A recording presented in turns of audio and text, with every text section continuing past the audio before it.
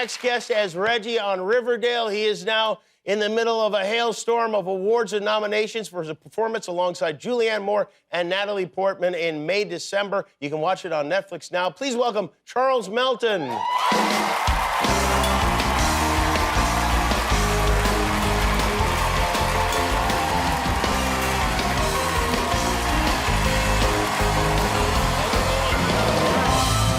Good to see you. Thanks for coming. Thanks for having me. How's it going? Everything all right? Your life good? Yeah, life's good. It feels good, you know. Good. Good. That's all that matters, really. Yeah. I would imagine it would feel good because you're getting all these raves and people are handing you trophies and people are giving you great reviews for this movie, which is exciting, yeah? It's sweet, yeah. Yeah. Better than the other way around, that's for sure, right? Yeah, there's a lot of gratitude. Yeah. I think that, when you describe this movie to people, it sounds tawdry. It sounds like, it's based on I guess, loosely based on a real story from many years back. But the story is basically you at 13 years old, your character, has an affair with a much older woman. Yes. And then you have a baby and you get married and you guys are, adults now. One big happy family. Still together, one big happy family. I mean, that's a weird situation to be in. How many times do you have to audition for this movie? I had to audition 3 times. Okay. So I got a self-tape, and it was like a 6-week process. Explain what that is, a self-tape, for those who don't know. Okay, so the self-tape is... I guess it's pretty self-explanatory. Yeah. You get the script, you get a few scenes, and you memorize the lines, you do some deep diving, and then you email it to somebody. You email it, and it's completely out of your control. So I spent 6 hours doing my first self-tape. Really? Yes. 6 hours on the tape itself, or doing it over and over and over? Over and over and over and over and over and over and over again.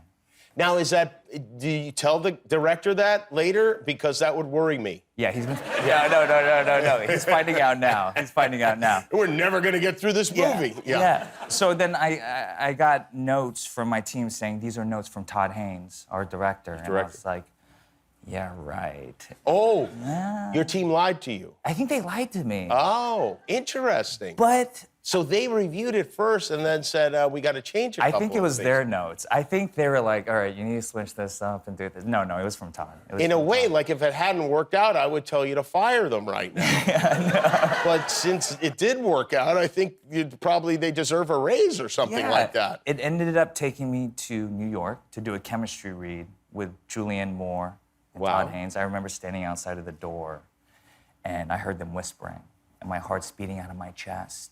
Light is coming through the cracks of the doors, through the keyhole. I open the door. Julianne Moore's wearing all white, gold necklaces. I can't see her, it's really bright. And then I blacked out. You had a near-death experience. Yeah. Who actually makes this self-tape? Are you doing it like this, or you could put the camera on the thing? Oh, no. The team is involved? The family is involved. Yo, your own family? My whole family. Really? Yes. The whole family is making a tape with you? Yes. One of the family members, my cousin Ben, first, I think everything that's happening in my life right now is starting to take a toll on my family. On your family? Yeah. Really? And in a bad way, or what? I don't know. Well, my cousin, he was in med school. He's in med school, studying to save lives one day. Right. And he's taping with me for 6 hours. He's recording and reading lines with me. So you may have killed somebody, is what you're saying. Like years from now, when he missed a certain class on aneurysms or something like that, he'll look back and go, oh, yeah, that was Cousin Charles. Yeah. Well, he hasn't responded to any of my messages in the past year, so I'm trying to mend that relationship over the holidays. I see. And then, my mom, she's flying out, coming to the premieres and a few events, getting her hair and makeup done. But I've been telling everybody I have a kimchi business, and I've been making kimchi. But you have been making kimchi, right? I have been making kimchi. Oh, okay. So this is not a weird lie you've made up. It's not a weird lie. It's not really a business. But I've been telling everybody, yeah, I'll get you a jar of kimchi.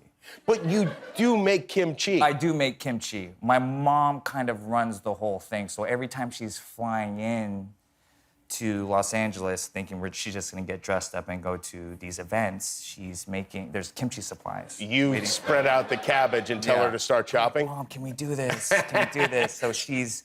And you're giving these to people as gifts? Yeah, gifts. And I'm just like, oh, you like kimchi? I'll get you a jar of kimchi, to the point where now my sister, who works with me, she's been with me for like the past year, flying everywhere. She goes, you need to stop telling people you have a kimchi business. You need to stop. Now, let me just tell you, just one, if I may give you a little bit of advice. It's not a business when you're giving the stuff away. It doesn't count as a business.